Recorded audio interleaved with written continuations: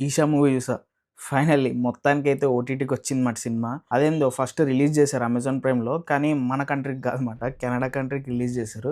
మరి ఎందుకు అలా చేశారో నాకు తెలీదు. నేనైతే అప్పుడే డౌన్‌లోడ్ చేసుకొని చూసా. అంటే అందరికి అఫీషియల్‌గా వచ్చాక రివ్యూ పెడతామని చెప్పి నేనైతే పెట్టలేదన్నమాట ఇప్పటిదాకా. ఇంతకీ ఈ మూవీ ఎలా ఉందంటే, ఫస్ట్ ఈ మూవీ చూసే ముందు మీరైతే ఒకటి గుర్తుపెట్టుకోవాలి. మంచి ఇయర్‌ఫోన్స్ ఏమైనా ఉంటే అలా పెట్టుకొని ఫోన్ ఆర్ ల్యాప్‌టాప్‌లో చూడండి సినిమా. మంచిగా ఎంజాయ్ చేస్తారు. ఎందుకంటే సౌండ్ డిజైన్, మ్యూజిక్ అయితే చాలా చాలా నచ్చింది. లైనయితే నాకు చాలా నచ్చింది. మన అనుభవంకి రానంత వరకు ఏదైనా సరే మూఢనమ్మకమే. దీని మీదే మూవీ అంతా ఎళ్తూ ఉంటది. మూవీలో నెగెటివ్ ఏంటంటే ఆ ప్రొసీడింగ్స్. సీన్స్ అయితే అస్సలు ఇంట్రెస్టింగ్‌గా ఉండవన్నమాట. ఏదోలాగుంటాయి. ఆ సౌండ్ ఎఫెక్ట్స్ అయి బావుంటాయి గానీ, దానికి తగ్గట్టుగా సీన్స్ అక్కడ ఏమి ఉండవన్నమాట. ఎందుకిది అన్నట్టు అనిపిస్తది. చాలా లాగ్ అనిపిస్తది.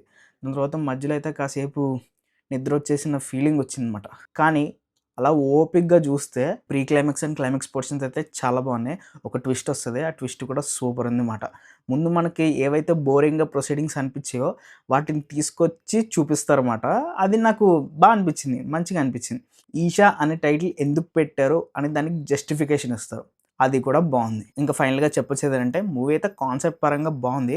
మధ్యలో కొన్ని సీన్స్ అనేవి కొంచెం మంచిగా రాసుకుంటే చాలా బావుండేది. మంచిగా హిట్ అయ్యేది. అండ్ ఇంకొకటి ఇది హర్రర్ మూవీ అని చెప్పారు గానీ, మనకేం అనిపించదు. లైట్‌గా కొన్ని ఎఫెక్ట్స్ అయితే బావుంటాయన్నమాట.